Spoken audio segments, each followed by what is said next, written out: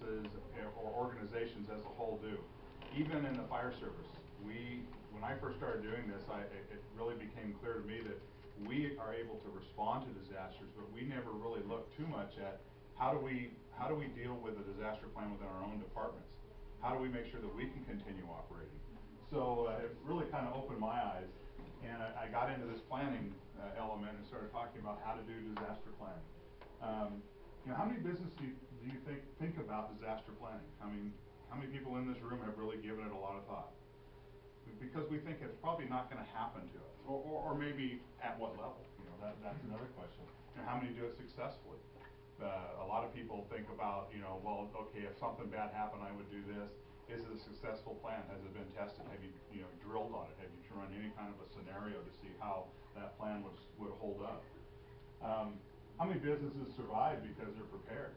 These are all statistics I would really like to know, and I've looked all over to try to find them, but there's really nothing out there because there's so many different organizations that collect different kinds of information. There's no one overarching set of statistics. But they're questions that I ask myself. Why should we plan? Well, we talked about this. Restore services. You want to get your business back in business. That's it. We want you back in business for all the reasons that have been talked about. We may need your businesses to provide services, as was talked about,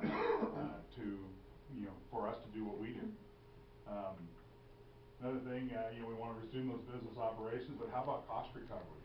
We need to plan for cost recovery, because the better plan you have ahead of time when FEMA and these other organizations come in, more documentation you have, the better you're going to be able to show what your business losses are, and hopefully get some recovery on that and help you get back in business. Another reason we plan is to advise and prepare our employees.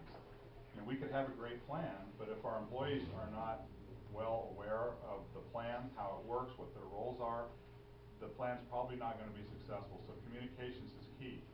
I've done in the past some business emergency planning and also some worker right to know and community right to know plans for businesses.